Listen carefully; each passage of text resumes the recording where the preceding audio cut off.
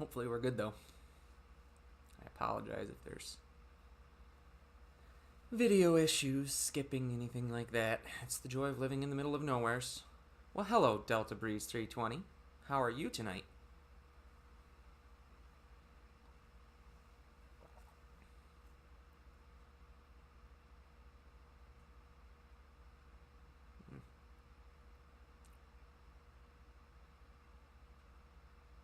Cold, yeah. I think everyone's in that boat, or at least everyone up north is in that boat, that's for sure.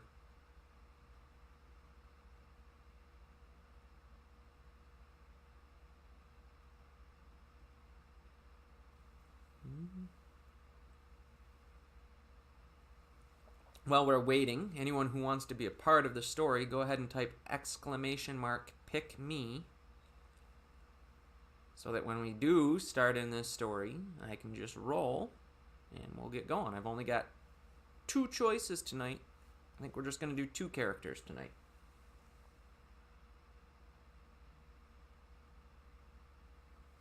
Yeah, I'm sorry if it's glitching. It's my internet being crappy. Maybe. Don't know if I can fix it. Hi, not Susanna.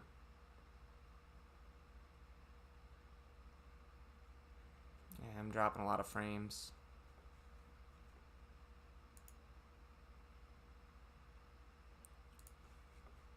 Well,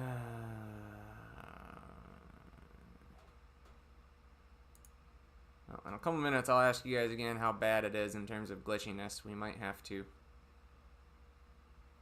I don't know, either live with it and move forward or forego it if it's that bad.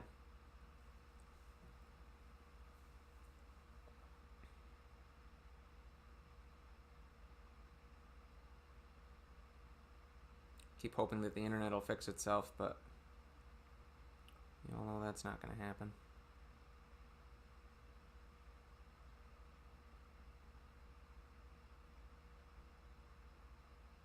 Seems like it runs good for a little while, but then it drops down.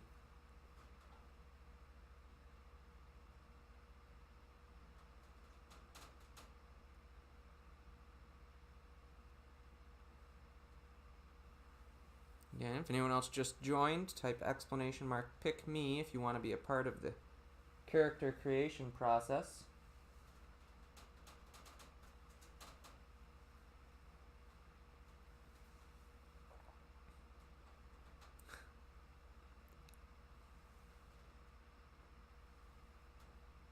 I haven't seen a dropped frame in a little while, so knock on wood. The internet will stay good and we won't be glitchy. That's what we're hoping for. So, in 1 more minute, I'm just gonna go forward with this. We'll get right into the story for those of you who tuned in. Anyone else who joins in just won't get to be a part of character creation. That's what they get for being late.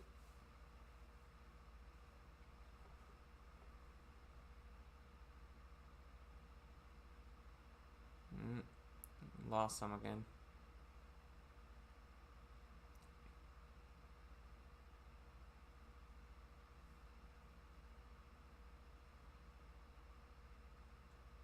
I was doing so good too.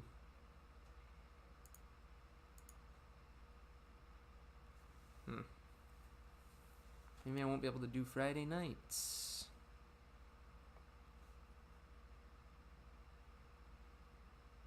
Yeah, it's struggling. The internet is struggling.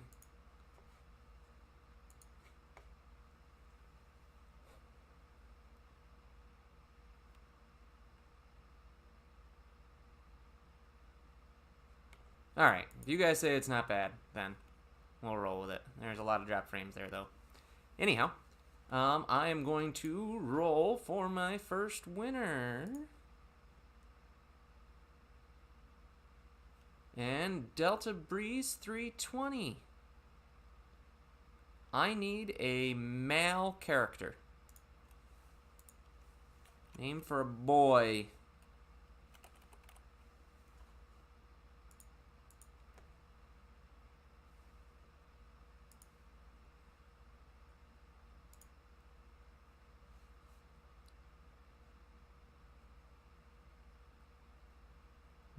for a boy. Whatever your heart desires shall be the name of our main character in tonight's story. Doug. We got Doug tonight. We had Bob the other night. Okay. Rolling again. Not Susanna. I now need a name for a female character. Need a name for a female.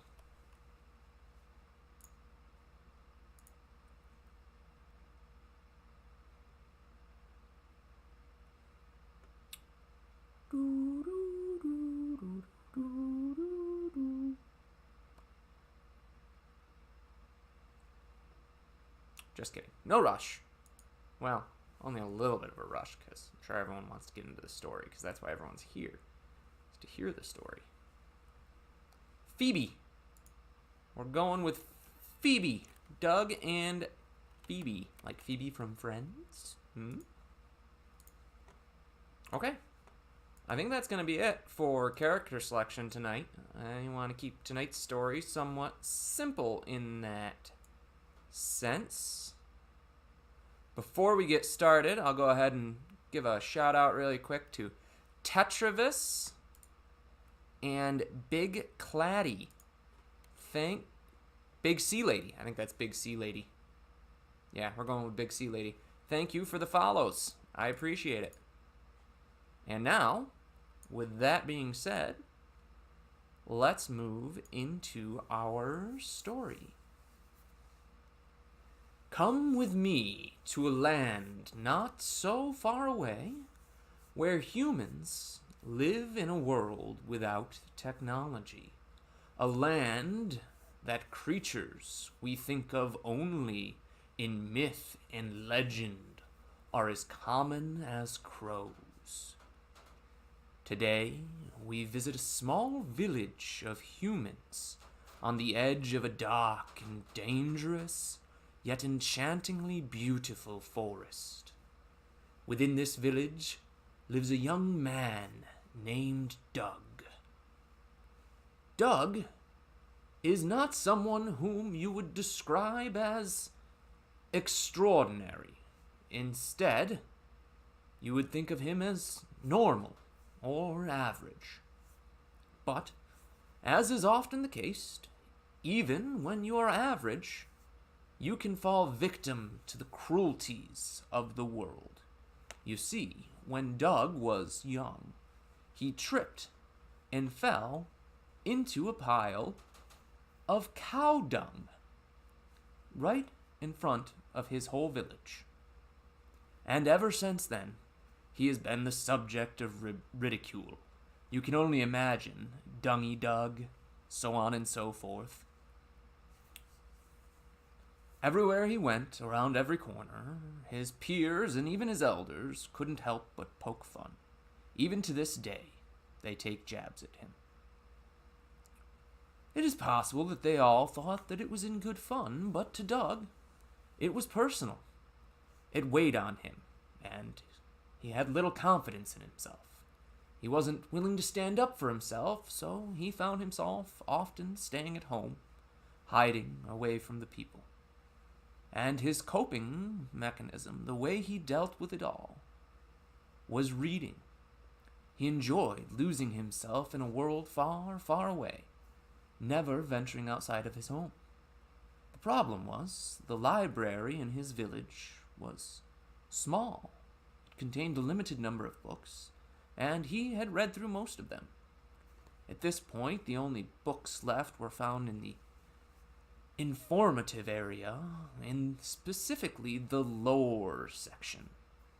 Within this section lived the histories of the various species that were said to live throughout the world. Unfortunately, Doug had already read through most of the interesting ones: elves, dwarves, trolls. The Sphinx and griffins were perhaps his favorites, though. All that were left now were some of the less appealing. But still, something to read was better than nothing. So, Doug had most recently taken out the human lore book, thinking perhaps somewhere buried within there was the secrets as to why people were so cruel to each other. He laughed at the thought of that. But the book was, for the most part, just history and myths. Didn't take him long to skim through it. But, as he turned the last page, a folded piece of paper fell out. The piece of paper was yellow and aged, dry and brittle. He almost broke it, unfolding it, even being as careful as he was. The words were written in a scripture-like font, fancy and hard to read. With a bit of squinting, though, and some head-turning, he started to make sense of it. And as he read, a feeling grew in the pit of his stomach. The kind of feeling you get when you're both terrified and excited. You see, this paper claimed that there was an oasis not far from his village that had a magical pond within it, that one drink from the crystal clear water, and you would be granted anything your heart desired. Doug read further and realized that the paper gave him directions to the location. He needed to go through the forest, across the river on the other side of it, and then partway into the desert. It was only a day's journey, maybe two, and granted Doug wasn't the adventurous type, but this oasis could change that for him, he thought to himself. Could make him into the kind of person that nobody in his village would ever pick on again. And with that thought in mind, Doug decided he would take this journey, even if it was a fool's errand. He spent the night packing everything he thought he might need for his journey. Food, water, a flint, a knife, a slingshot, to name a few. And after things were packed, he headed off to bed and drifted asleep, clutching the note to his chest. He awoke just before the sun started to rise. He wanted to be out of the village before the others awoke. He didn't need them laughing at his plan and stopping him before he even made it out. He headed to the edge of the forest and stared into its dark depths. It was terrifying, but at the same time exhilarating. He had never left the village. He took a deep breath and started his journey. He walked for what felt like hours, using the breaks in the canopy of the forest above to keep his direction, using the sun as his compass. The forest, according to the people, was full of danger. Plants that would eat you whole, animals that would hunt you for fun. And Doug's head was on a constant swivel. Every noise he jumped. But, to his surprise, nothing seemed out of the ordinary. And just when he grew comfortable with the forest, he heard a scream in the distance. It sounded like someone was in trouble. So, let's see. What do you guys think? Should he go and try to help or ignore the scream and keep going? Just click on the link to go through to the poll and make your vote. And then after we get all our votes in, I will go ahead and continue with the story however you guys think I should. Vote, vote, vote. Everybody gets a vote.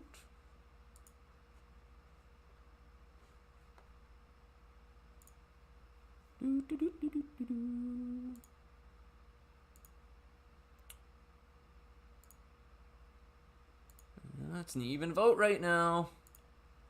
Oh boy, I don't know. Who's gonna win? Who's gonna win? Alrighty, we're gonna go with...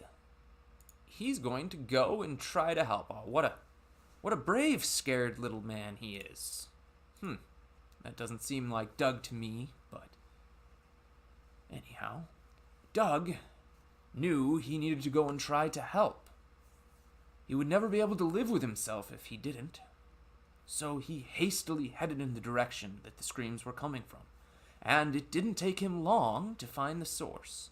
It appeared as though some kind of plant had managed to catch a young woman, and it was in the process of trying to squeeze her to death so it could eat her. There were vines everywhere they had wrapped around her. But she was fighting back, and it wasn't an easy meal. Doug had time. He looked around, trying to find a way that he could help, and that's when he noticed it. There was a central plant, a stem that all the vines seemed to come from. Doug thought for a second, looked in his backpack, and he grabbed out his flint. He made a makeshift torch out of a nearby branch and some dry kindling material, started it, and then ran towards that central plant. He stuck the torch to the plant, and it let out a shrill shriek, and the vines seemed to recoil in pain, dropping the woman. Doug held the torch long enough to ensure that she was safely away from the vines before running away, bringing his torch with him, because when you leave a torch behind, you start a forest fire, and that's not okay, kids. Doug put out the torch and then approached the woman with caution. Even though he had just saved her life, he thought to himself she might still be a threat. As he got closer, he realized that she was not a human. She was in fact an elf. The lore book, which he had read on elves, indicated that they were relatively friendly toward humans. And although he was still scared, he knew he needed to make sure she wasn't injured. He cleared his throat to get her attention. Hello, my name is Doug. Are you all right? She turned around and he flinched. She seemed to notice, but ignored it and said, "Yes, I'm all right. Thank you for saving me. My name is Phoebe. I am from Altania, a small elven village on the other side of the desert. I was foraging for some rare herbs when the plant attacked. Usually, I'm quick enough to evade them, but I got tripped up." Doug was looking at Phoebe in awe. She was in better shape than anyone from his village. A picture of physique. And she seemed to be fearless. And he couldn't help but say, "You forage out here alone?" "I could never do that. I'd be much too scared." Phoebe looked a bit surprised and said back, "You say that, yet you didn't hesitate to come to my rescue. Doesn't seem like something someone who is easily scared would do. Why are you out here anyways?" Doug laughed nervously and said, "Well, saving you was just luck, really." And then he continued on to tell her of the oasis he was trying to reach, and why. Phoebe looked surprised and replied, "I know of this oasis. My people speak of it occasionally.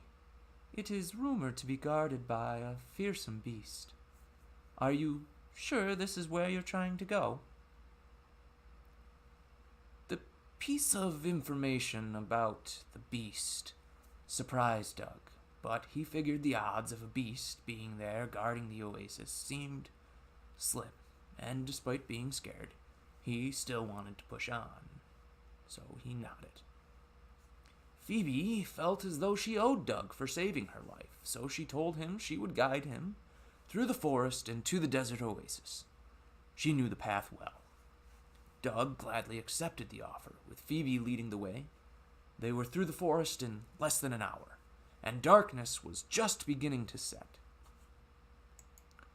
Phoebe moved toward the bank of the river that separated the forest and the desert, and pulled a raft out of hiding and motioned to Doug, "Quick!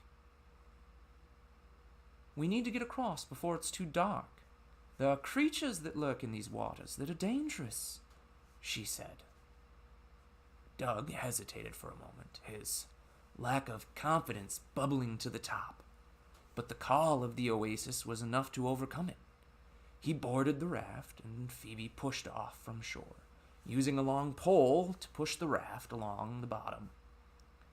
About halfway across, the water began to churn and bubble, and Phoebe exclaimed, "Oh no, they're awake already." Get ready for a fight. Doug's eyes grew large. I don't know how to fight.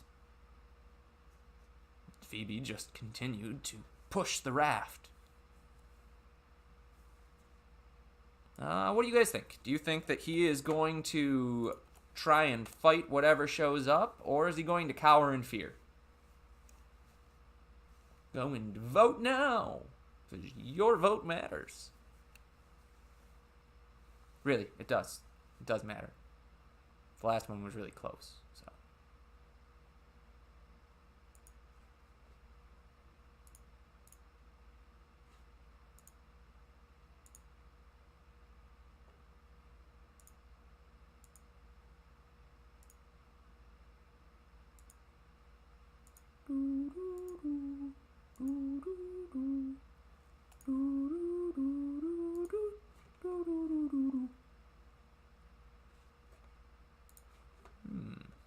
Well, most of you seem to think pretty highly of this Doug character, because apparently he's going to fight. Doug looked into his bag and remembered he'd packed his slingshot. He grabbed it and his bag of marble ammo and prepared himself. The beasts that surfaced were straight out of someone's nightmares. Long, eel-like creatures with large teeth and beady little eyes. They came for the raft in an attempt to tip it, trying to turn them into the water so that they would be easy prey. Doug, however, naturally took aim with his slingshot, and he fired. To his surprise, it was a good shot, hitting the target right between the eyes. The eel recoiled in pain when it was hit. And he aimed for the next, and continued, keeping them just far enough from the raft. As he was grabbing for one of his last marbles, the raft slammed into the shore, and Phoebe grabbed him and pulled him up, just as the eels overturned the raft and tore it to pieces. Phoebe said, "Good job with that slingshot. You're a good shot. We'll make camp here tonight and head to the oasis at first light." Doug barely slept a wink. His eyes were trained on the river, worried the eels would attack. As Phoebe had promised, she was up at first light, and they moved out. She told him the oasis wasn't far off. He saw it in the distance, and his excitement grew as they approached it. 2 hours later, they walked into the lush oasis through a set of green palm trees. It was beautiful. Doug saw the pond ahead, its crystal clear water glistening, and in excitement he headed toward it. If it wasn't for Phoebe, once again, he likely would be dead, because just as she pulled him back, a shadow came from the sky and landed right where he would have been. It was a sphinx. Head of a woman, body of a lion, wings of an eagle, tail of a serpent, exactly as the lore books had described them. She smiled a toothy grin at Doug and Phoebe and said, "Hello, dearies. What brings you to my oasis today? I don't often get visitors." Doug took a large gulp of air. "I've come to drink from the oasis. I heard a rumor that it could grant a wish." The Sphinx laughed and replied, "I've heard that rumor too, though I've never seen any evidence. If you wish to drink from my oasis, you must first solve a riddle." Doug looked at Phoebe and said, "Very well. What's your riddle?" He tried to sound brave, but he was nervous, because he knew, according to lore, if you didn't get the riddle right, the Sphinx would eat you. So, here is the riddle.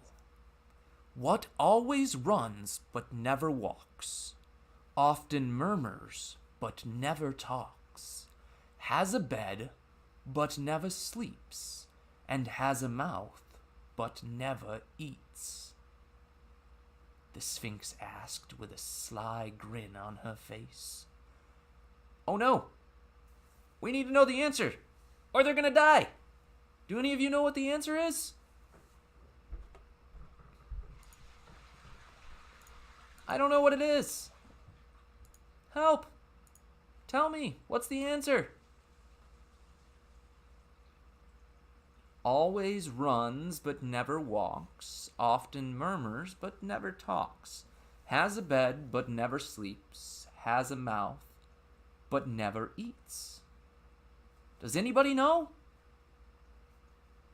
Oh no. Our story might end here. They might end up eaten. Nobody knows. A river! Does that make sense, everyone? I need to know before I give the answer if you all agree. Do you think it's a river?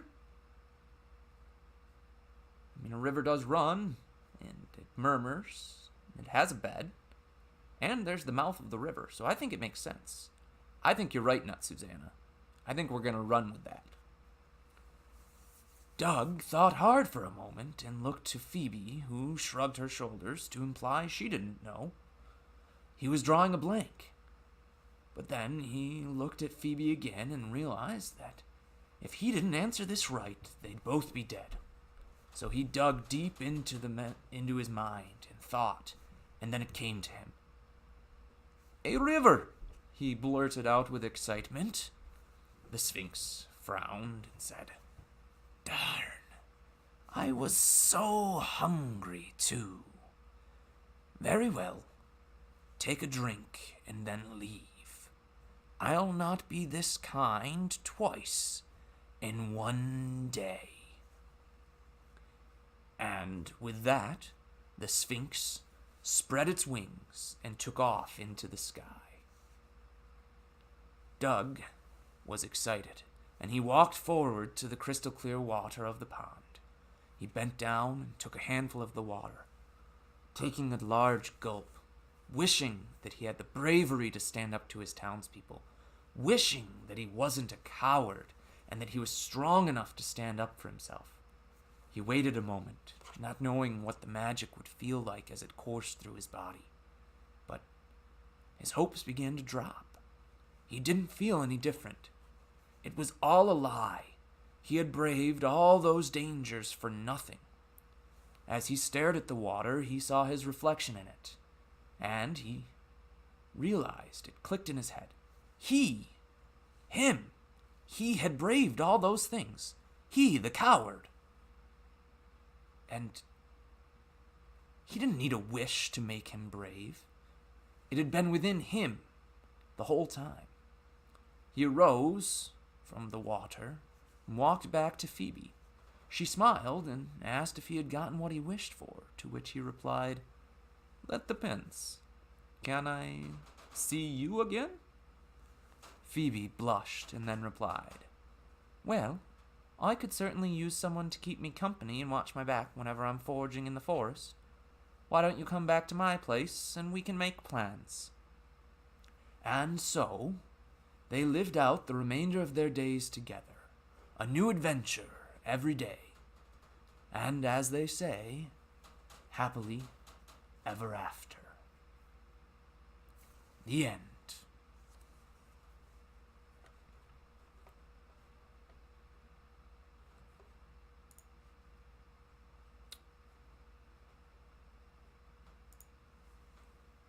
That's going to do it for tonight. Hope you guys enjoyed our story. My story. Our story. Yours. Mine. That's why it's ours. Hopefully the internet didn't screw it up too bad and it wasn't all jumpy and not nice.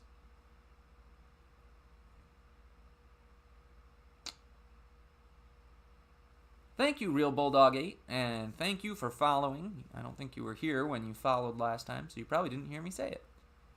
So, you have a good weekend as well. Enjoy it. Try to stay warm.